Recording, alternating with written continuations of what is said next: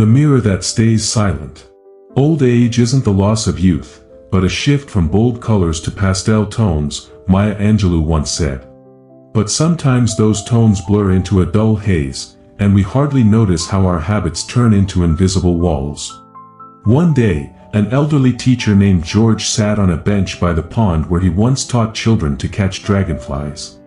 His grandchildren played nearby, but their laughter suddenly stopped. A boy pointed at his jam-stained shirt. "Grandpa, you look like a bear after winter hibernation." Everyone chuckled, but George caught a stranger's glance, not a smile, but pity. That evening, he stared into the mirror and realized his reflection had stayed silent for years, while the world had long been whispering what he refused to hear. Life is a book where each chapter is written in fresh ink. But some pages we reread so often that the letters fade, leaving stains instead of wisdom. In the 1960s, a farmer named Thomas from Iowa would say, "A house without cracks is like a life without mistakes, boring."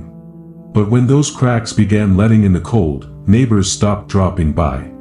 "They don't want to bother an old man," he'd excuse. The truth lay in the details: the overgrown yard, darkened windows, smell of must. People didn't see a home, they saw oblivion. Once a week, ask yourself, what would a stranger see in me? Not to judge, but to start a dialogue. As Lao Tzu wrote, the journey of 1,000 miles begins with a single step toward the mirror of your soul. What if these 12 habits aren't enemies, but a cry for help? Not a reflection of old age, but a letter you've been writing to yourself. Notice me. Hear me. Don't let me vanish into silence. Now, we'll open the first chapter of this hidden book. And we'll start with what even loved ones won't tell you, the language of your skin, hair, and nails. Not beauty, but the dignity that speaks louder than words. The body's silent cry, why a clean shirt speaks louder than words. Ellen Carter from a small Ohio town was once the heart of the local book club. Her silver hair, styled in an elegant bun, and pearl earrings were her signature. But after her husband Jack passed away, Ellen began unraveling the threads connecting her to the world. "Why bother? I'm no Hollywood star," she'd say, wearing the tattered robe Jack once sipped coffee in. Everything changed the day her 8-year-old grandson Ethan hugged her and wrinkled his nose. "Grandma, you smell like Mr. Brown's medicine cabinet." Ellen froze. That evening, flipping through old photo albums, she found a picture of herself dancing with Jack at their 40th anniversary. "We glowed like Christmas lights," she whispered. The next morning, Ellen bought a blue blouse, the same shade as her dress that night. When Ethan saw her, he gasped, "Now you smell like Mom's flowers." The body is like an antique piano. Even if the keys have yellowed, you polish them to keep the music alive. Dirt under your nails. Off-key notes in your life symphony. The scent of aging. Not naturalness, it's dust on an instrument long unopened. Remember, the Greeks bathed in marble baths not for beauty, but to show the gods their creation was worthy of attention. In 1920s Kansas, farmer Henry cleaned his boots every morning, even when feeding pigs. Neighbors laughed, "Dirt'll stick anyway." But one day, a passing banker stopped by. A man who respects his boots respects the work of his hands. Henry got a loan for a new farm while others starved. Advice: morning 5 minutes of light ritual, comb your hair 10 times, like 10 notes in a day's overture. Evening dust farewell gesture, run your hand over your clothes before bed. If the fabric feels rough as oak bark, tomorrow deserves a fresh dress. Coco's life hack: keep lavender water on your nightstand. 1 spritz on the pillow, sleep like a queen, wake like a diva. Cleanliness isn't about shine, but respect for your reflection in others' eyes, said Eleanor Roosevelt, who wore simple dresses but always with immaculate collars. What if that unwashed cup on your table isn't laziness, but a white flag surrendered to life? The world doesn't demand glamour, it waits for a sign you're still in the game. Remember, even bees that stop cleaning their wings lose the power to fly. But even the cleanest shirt won't save you if hiding behind it is the second secret, words that cut like a tailor's shears. Truth without heart. when honesty becomes a knife. Thomas, a Korean War veteran from Texas, always prided himself on blunt honesty. "Truth is honor," he'd say, adjusting his cowboy hat. But when his daughter Linda brought home her new husband, Thomas didn't hold back. "Your Jake's like a cactus without spines, soft and useless." Linda stopped coming to Sunday barbecues. Years later, on his deathbed, Thomas confessed to a neighbor, "I thought I was speaking truth. Turns out I was venting anger that she didn't choose me."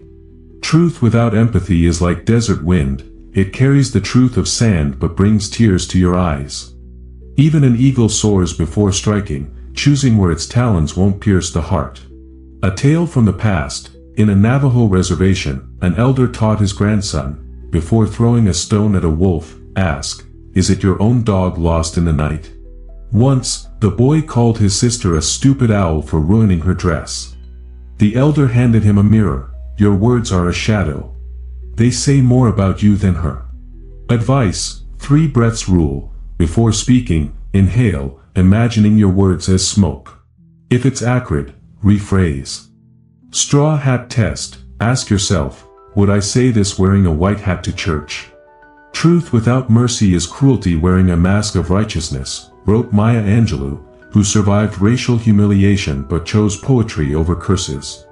What if your honesty isn't a lamp but a torch burning those who come too close?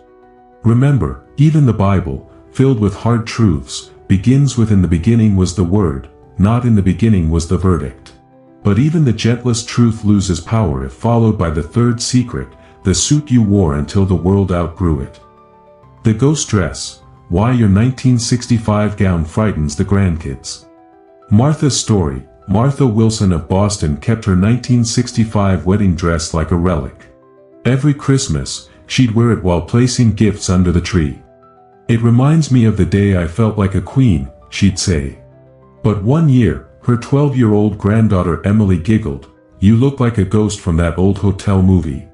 Martha froze, then whispered, "Am I not beautiful?"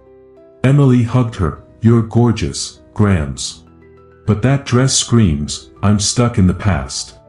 The next day, Martha tied on a sky blue scarf, her mother's favorite color. Emily gasped, "Now you look like a wizard from my comic book." Clothing isn't just fabric. It's a language you speak to the world. The dress you dazzled in at 40 now resembles a faded diary page, cherished, but never read aloud. A tailor's tale. In 1970s New York, tailor Luigi crafted suits for jazz musicians. Once, a saxophonist brought a 1940s jacket. "Alter it, I want my son to wear it." Luigi refused. Music changes. So should suits. Buy him a new one, let him pick the melody it'll dance to. Advice: 3-year rule. If unworn for 2 years, donate it. As Stella McCartney said, a wardrobe should breathe like a living thing. 2-question mirror ritual. Monthly, ask, does this outfit make me feel alive? Or like a museum exhibit?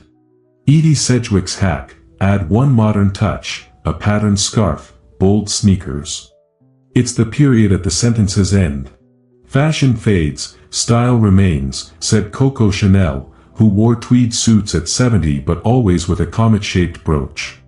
What if clinging to that old jacket isn't nostalgia, but fear? Fear that new clothes won't hide wrinkles. Or that the world will forget Margaret from the 80s. Remember, even oaks shed leaves to grow new ones. Jack, a 78-year-old Texas veteran, wore the same leather jacket for 30 years.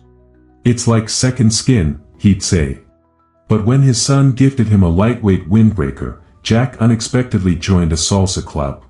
"Now I don't feel like a dancing archive," he laughed. But even the sharpest outfit fails if hiding behind it is the 4th secret, a voice that crackles like a scratched vinyl record. Monologue over dialogue. Why your stories have built a prison. An elderly teacher from Ohio named Henry once invited his student Thomas for tea. The young man eagerly awaited wise advice. Instead of speaking, Henry picked up a teapot and poured boiling water into Thomas's cup. He kept pouring until the water overflowed, scalding Thomas's fingers. "Why did you do that?" the student cried, pulling his hand back. Henry smiled. You wanted me to speak. But is there room left for your thoughts? In California, writer Mary adored telling her grandkids stories of her youth, rescuing a neighbor's dog from a hurricane, learning swing dance in Harlem. But one day, her grandson Jacob interrupted, "Grandma, have you ever listened to my stories?" Mary froze. She suddenly realized, her monologues had become a cage.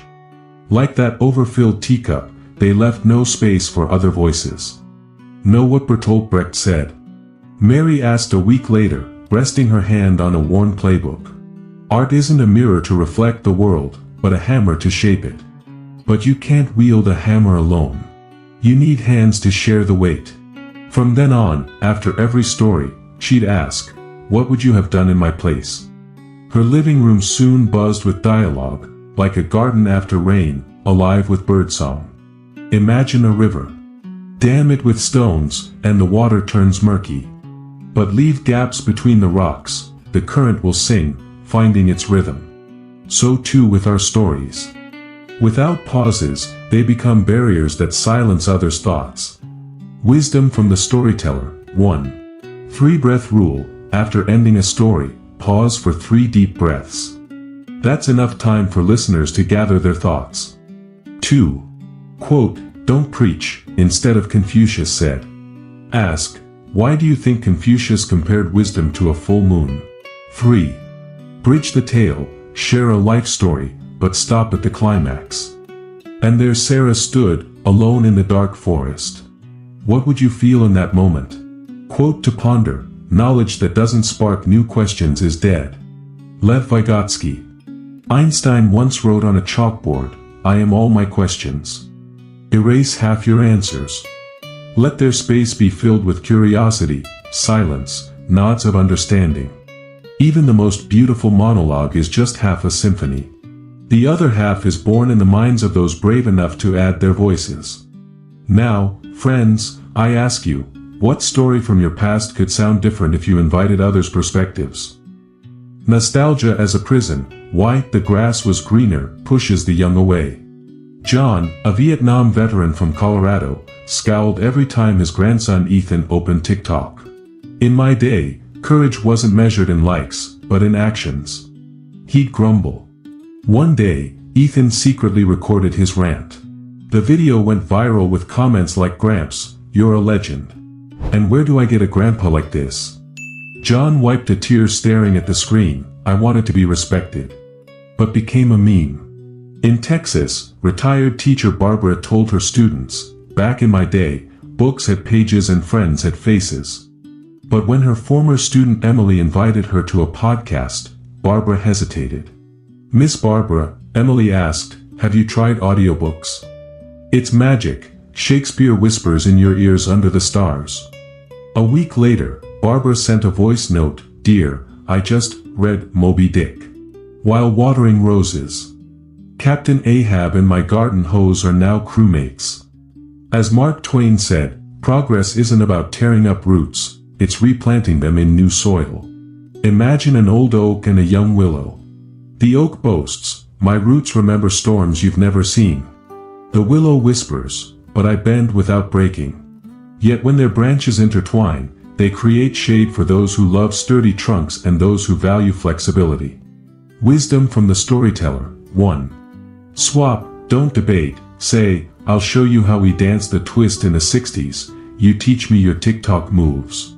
You might invent a new dance together. 2. Ask about their grass, what's your brightest memory? Their green might be a desert cactus that blooms against odds. 3. Bridge the eras, share your first job story, then ask, how would you find that job today with the internet? Quote to ponder, the future belongs to those who believe in the beauty of their dreams. Eleanor Roosevelt philosopher Alan Watts once said, "Trying to hold on to a wave is pointless, it's already gone. Better prepare to catch the next one." Your youth hasn't vanished, it's become a lighthouse. But shine it forward, not backward. Let your stories be windows, not walls, so the young see their blooming cacti can grow alongside your green grass. Now, friends, I ask you, What would you borrow from the younger generation to add new shades to your grass? Etiquette, the invisible rules that judge you. In Chicago, an elderly dance instructor named Mr. Edward spent 50 years teaching waltz and foxtrot, until his grandson dragged him to a techno party. Edward showed up in a tuxedo, stepped onto the dance floor, and twirled gracefully. People laughed. "Look, it's Grandpa Robot." But a guy in a leather jacket suddenly matched his rhythm, blending breakdance with waltz. "You're a genius," he shouted. "This is vintage electronica." The next day, their dance video trended with #OldSchoolCool. Grace from Seattle prided herself on manners, until a cafe embarrassed her. She loudly ordered coffee with milk while others asked for lattes. The barista smirked, "Just a regular latte." Blushing, Grace sat and observed. People hold phone screen down, like playing social chess. They stand 2 feet apart in line, separated by invisible balloons. "Thank you" is muttered sideways, as if thanking the universe itself. By week's end, Grace learned, etiquette isn't rulebooks, it's time's secret language. As Emily Post said, good manners are hearing what isn't said aloud. Imagine life as a play where everyone knows their role except you. You could yell, "Your script's outdated," and ruin the show. Or watch closely, learn the plot, and steal the spotlight. Wisdom from the storyteller. 1. Play detective. Spend a day noting, elevator greetings nod. Smile. Phone gaze. Where bags go in cafe's chair. Floor. Lap. These small things are etiquette's ABCs. 2. Ask, don't judge. Instead of people used to talk, ask, why do we photo food? A new way to thank chefs. 3. Break a rule. Deliberately yield your subway seat to a teen in headphones. See how the world reacts. Sometimes cages aren't locked. Quote to ponder, etiquette is doing the right thing even when others do wrong. Katharine Hepburn. In the 1960s, anthropologist Edward Hall discovered proxemics, the science of personal space. He found Americans feel uneasy if someone stands closer than 18 inches. But today, social media has turned those inches into miles of screens. Maybe modern etiquette isn't just distance, it's building bridges across it. Now, friends, I ask you, when did you last feel out of step with life's rhythm? How did you find your beat again? Medical sagas, why your liver isn't more interesting than your soul. In Arizona, an old man named Harold lined up pill bottles every morning like a general preparing for battle. My liver's a traitor, he'd tell neighbors, and my heart's gone deaf. But one day, his granddaughter Lisa brought him a dusty journal from the attic. On a yellowed page, he read, June 15, 1967. Played sax at the jazz club tonight. A woman with whiskey-colored eyes said my music smelled like freedom. Harold fell silent. Grandpa, Lisa asked, where's your sax now? The next day, he canceled his doctor's appointment and took the instrument for repairs. Within a month, his medical reports halved, and neighbors began asking, when's the next concert? In Brooklyn, Margaret knew every diagnosis by heart but forgot her grandkids' names. Each morning began with my new doctor says. Until her 80-year-old artist friend Rosa dragged her to a museum. I can't, Margaret protested. Your pill bottles can wait, Rosa interrupted. Today's exhibit is Flowers Through Time. You adored irises, remember? Standing before a Van Gogh, Margaret recalled painting irises in a Paris park at 20. Know what Jung said? Rosa whispered. Illness is the shadow, but your essence must shine. Your essence isn't in charts, it's in the flowers you once gave the world. A week later, Margaret enrolled in watercolor classes. Soon, her conversations began with, guess what? Mixing ultramarine and ochre makes Hudson sunset gold. Imagine your life as a library. If 90% of shelves hold medical encyclopedias, there's no room for guest stories. But leave one shelf for reference books and fill the rest with novels, photo albums, and poetry. Suddenly, your library becomes a magnet for miracles. Wisdom from the storyteller. 1. Conversation recipe. 10% vitamins health updates. 30% spice funny tales like how the cat knocked over the blood pressure monitor. 60% main course your dreams, questions like do you believe in parallel universes? 2. Photo album versus charts. Before doctor visits, flip through old photos. Share one vivid memory dancing on Miami Beach in '65. Watch the dialogue transform. 3. Soul journal, buy a notebook. Page 1, what made me laugh/think/feel today? Page 2, what do I keep secret but long to share? Leave page 3 blank, for answers yet to come. Quote to ponder, man is not a vessel for disease, but a fire that melts it down. Carl Jung. In 2010, Florida retiree Daniel blogged my war on arthritis, ranting about pain, until a comment changed everything. Mr. Daniel, teach us something beyond hurt. How'd you learn Zoom at 70? He renamed his blog 70, New Horizons, writing, how I started a Facebook book club, why my pumpkin soup beat my granddaughter's smoothie, what my cat said when I turned on the guitar pedal. Subscribers soared from 50 to 10,000. People are tired of sickness, Daniel said. They want to learn how to live. Your body is a garden. Water weeds illnesses daily, and they'll take over. But plant flowers passions, unanswered questions, soon, weeds vanish. Who knows? Your liver might be a forgotten rose waiting to bloom. Advice from the old philosopher, one question rule, replace my blood pressures up again with ever seen a desert sunrise? I did in '72. What if? Game, imagine your soul writing an autobiography. What chapters follow despite the diagnosis? Role swap, ask your grandson, teach me your memes, I'll teach you grandma's apple pie. Become a flavor keeper, not a patient. The greatest tragedy isn't death, but a life unlived, wrote Mary Oliver. Hemingway once said, a man can be destroyed but not defeated. But how to fight when talk revolves around lab results and diets? Your soul isn't a museum piece behind age limit glass. It's a river longing to flow, even if its bed narrows. Tell the world what shores you see. Someone might hear the same music that once made Harold pick up his saxophone. Now, friends, I ask you, what non-medical story from your life deserves a spotlight at the family dinner table? Stubbornness, why your beliefs have become a cage. In Montana, an old farmer named Walter planted corn strictly by the lunar calendar for 40 years, just as his father taught him. Grandpa, his grandson Jacob said, we've got drones now that analyze soil. Walter scowled, machines can't replace ancestral wisdom. But when drought burned his crops, Jacob brought a laptop. Look, this algorithm predicts rain in 3 days. Let's replant. Walter stayed silent until his wife whispered, even mountains change shape in the wind. Are you stronger than a mountain? The next morning, they launched the drone. A year later, their farm won an Innovation in Agriculture award. Walter framed the old calendar as a reminder, even roots need to breathe. In Boston, retired librarian Clara hated ebooks, real literature smells like paper. But when her granddaughter Emma gifted her a reader labeled for Grandma Afraid of the Future, Clara opened it reluctantly. Clicking on Ray Bradbury by accident, she fell into the story.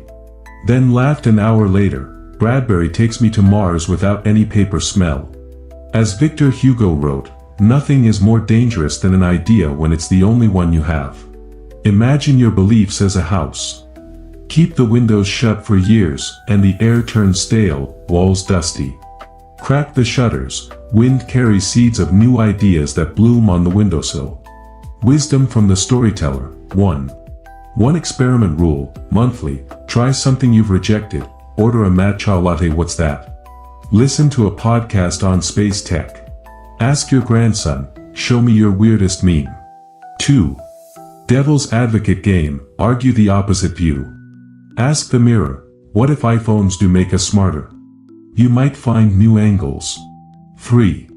Doubt journal, weekly, write, which belief sparked conflict today? What would my 20-year-old self say, does this belief help me now? Or just stroke my pride? Quote to ponder, a mind is like a parachute, it only works when open. Thomas Dewar in 1950s Kansas, teacher Miss Edith banned left-handed writing, calling it the devil's work. But when her great-grandson Leo was born left-handed, she bought him special scissors. Know who else was lefty? Leonardo da Vinci. Maybe you've got his genius. Her story made local headlines. Sometimes love outlives dogma. Stubbornness is like boots that once kept mud out but now blister your feet. You can limp proudly for years. Or kick them off to feel grass under bare toes. Advice from the old philosopher, ask why thrice. 1. Why do I believe this? Dad taught me. 2. Why did he believe it? His generation survived crises. 3. Does it help me survive now? Idea board. Post sticky notes on your fridge with thoughts that irk you. TikTok is dumb. Remove one weekly. Explore it without judgment. Role swap dinner. Argue for youth trends while your grandson defends traditions. Who caves first? The most dangerous person is one afraid to change their mind. Martin Luther King Jr. Socrates said wisdom lies in knowing your ignorance. Let your beliefs be bridges, not walls, flexible as willow branches, strong enough to hold new questions. Even the sturdiest cage becomes a garden if you leave the door open. Now, friends, I ask you, which belief will you air out today to let in fresh winds of change? Invisible barriers, how your walk changes relationships. In San Francisco, an old sailor named Arthur walked with a rolling gait, as if the ground were still a ship's deck. People dodged him on the streets, assuming he was drunk. They fear my walk like a storm, he told a friend. But when physical therapist Linda said, your body remembers the sea, but land isn't a ship. Retrain your legs, Arthur practiced imagining he was crossing a canyon on a tightrope.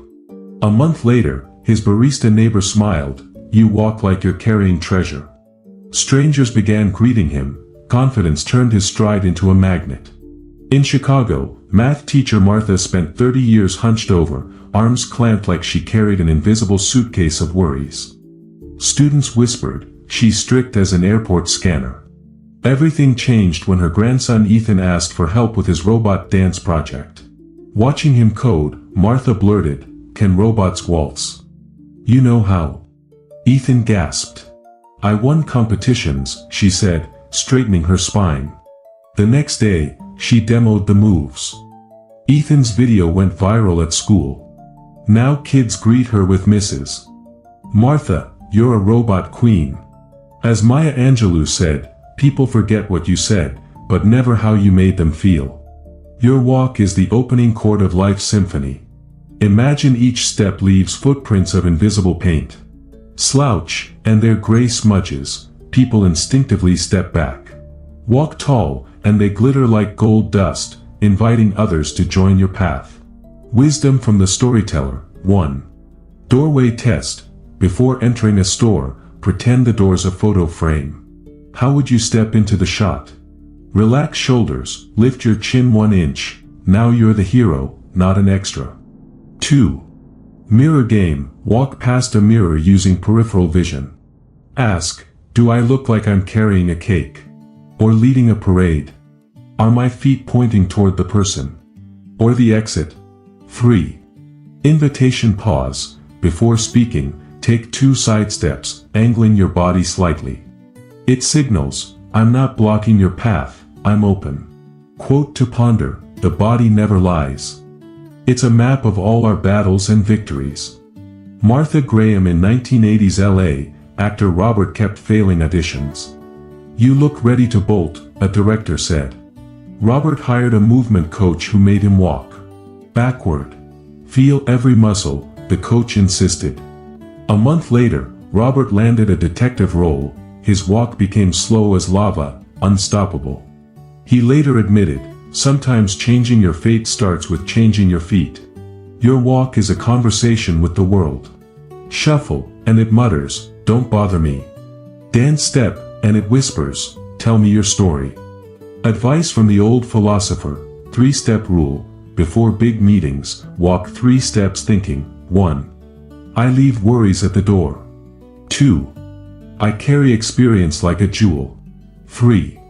My feet know the way. Dance with ghosts, daily, play music and take 5 rhythmic steps, imagining leading a partner. Teaches your body to listen. Shoe swap, sometimes the past's weight is just bad shoes. Try sneakers instead of loafers, or vice versa. New soles reboot your motion. Life isn't about finding yourself, it's creating yourself with each step, wrote George Bernard Shaw. Anthropologist Ray Birdwhistell found 93% of communication is nonverbal. Your gait, head tilt, hand gestures, these are letters in an alphabet the world reads instinctively. Whether you're in a park or a clinic hallway, you're speaking. Ask, what story do your feet tell? Maybe it's time to change the font. Now, friends, I ask you, if your walk were a song, would it be a march, jazz, or a slow blues? Humor from the past, why laughter can hurt.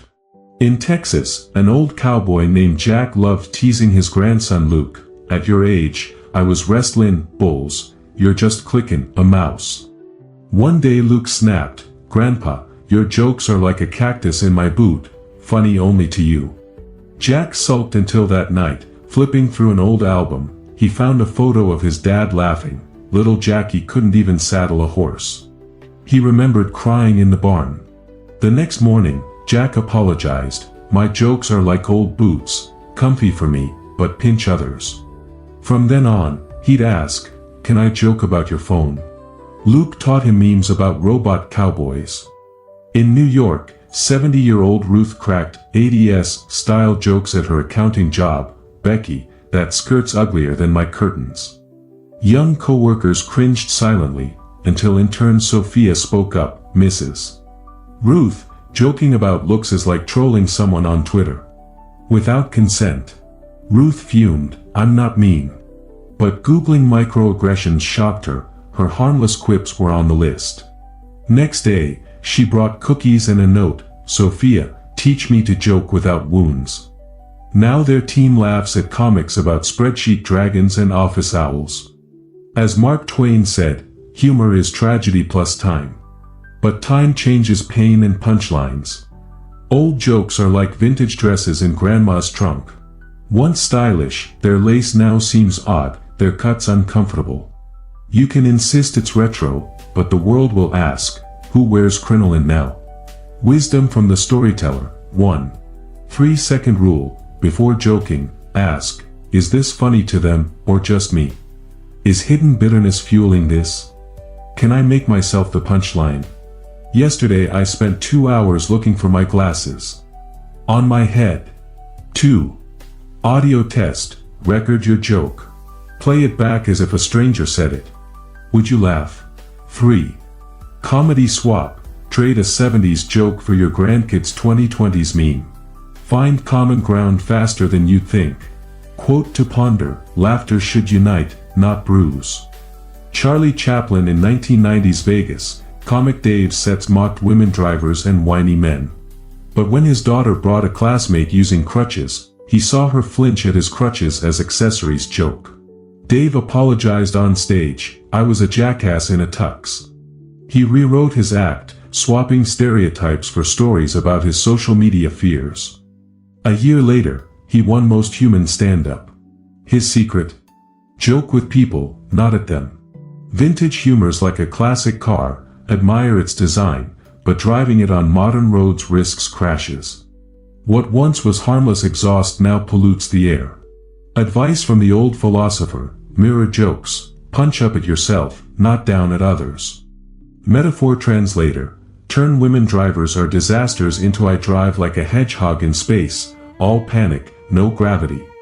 Empathy dictionary, ban topics looks, age, gender. Crave a jab. Find a creative twist. Instead of your balding. Try my scalp's like the moon, more craters each year. Laughter's heart beats in time with the era. Miss the beat, and you're just noise, said George Carlin. Mark Twain wrote, against the assault of laughter, nothing can stand. But even confetti cannons leave shrapnel if aimed wrong. Audit your comedy arsenal. Maybe swap sarcasm for self-roasts, and stereotypes for stories where humor blooms from life's beautiful mess. Now, friends, I ask you, which of your favorite old jokes needs a software update to land right today? The helplessness game, when you're stronger than you pretend. In Iowa, elderly Mrs. Evelyn insisted, "I can't even hammer a nail without help," after her husband's death. Neighbors brought meals and fixed her fence as she sighed, "Aging's no joy." But when a hurricane toppled a pine tree blocking the school road, Evelyn grabbed her late husband's chainsaw.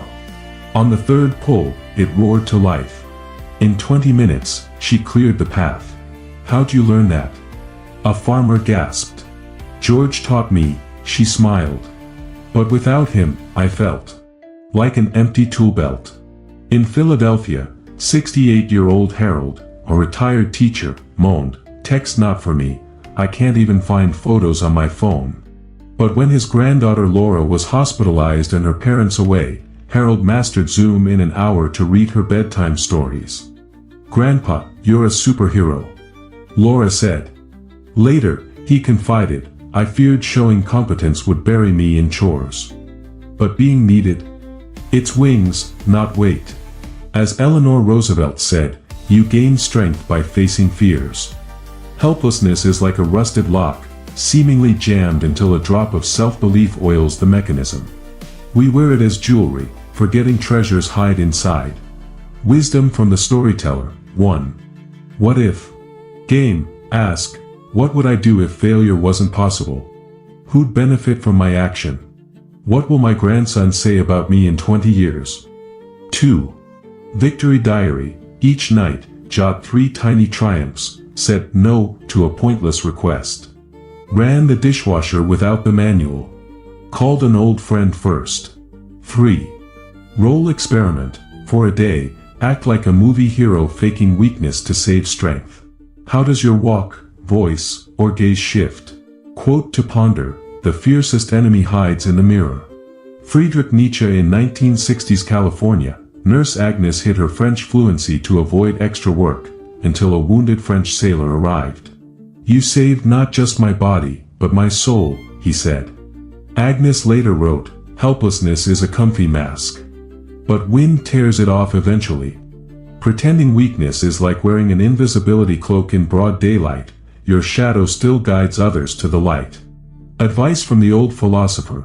Reverse request. Swap I can't. Help me for I'll teach you pie baking if you teach me photo texting. Become a bridge, not a burden. Reframe can't, add. If I don't try to I can't. One actor show, weekly, perform strength, dress like your 30-year-old self, cook a gourmet meal, email City Hall. Outcome doesn't matter, showing up does. Weakness is a choice. Strength is an inheritance we lose and used. Bernard Shaw. Psychologist Martin Seligman's dogs, zapped repeatedly, stopped jumping barriers even when escape was possible. He called this learned helplessness. But humans aren't dogs. We can unclip fear's collar anytime. Age isn't an anchor, it's a compass pointing not to losses, but paths still open. Stop pretending you're a map labeled "Here be dragons." You are the dragon. Soar. Now, friends, I ask you, what skill are you hiding behind "I can't," even though you once mastered it? The self-appointed judge. Why always being right leaves you lonely. In Arizona, retired Judge Mr. Thomas often declared, "Facts are my religion." When his grandson Ethan asked why grandma left, Thomas replied, "She couldn't handle the truth." Years later, Ethan brought home a school project, a family tree with grandma's name erased. "Why?" Thomas asked. "You said she was wrong," Ethan shrugged. Thomas froze. The next day, he called his ex-wife, "I was right. But being right made me lonely." In Boston, history teacher Mrs. Clara boasted, "Jackson's a hero. New textbooks are trash." For 40 years, until the school board removed her. "Why don't they listen?" she asked a colleague. "You judge, you don't teach," he said. Clara bought a book she'd once mocked, about slavery from descendants' perspectives. A month later, she told her class, "I was wrong. Jackson wasn't a hero, just a flawed man." Students gave her their first standing ovation. As Buddha taught, Clinging to views is like grasping hot coals to throw at others. Imagine your opinion as a bridge. A stone bridge echoes your steps but scares others away. A bamboo bridge bends, collecting footprints of those who dare to walk with you. Wisdom from the storyteller. 1. 3 wise rule. Before insisting you're right, ask, why am I so sure? Why might others disagree? Why does this matter now? 2. Wrongness journal. Each night, write a moment you might have erred. Maybe John wasn't late to spite me, he was helping MS. Davis. Trains doubt as a muscle. 3. Devil's advocate play. Argue for flat earth theory in a debate. Not to agree, to practice empathy. Quote to ponder. Wisdom begins in doubt. Socrates in 1980s Texas, Farmer Bob sued his neighbor over a well, my land, my water. After losing, he sulked for weeks, until the neighbor, a veteran, had a heart attack. Bob rushed to help. Why? Folks asked. Truth won't quench thirst if hearts are empty, he said.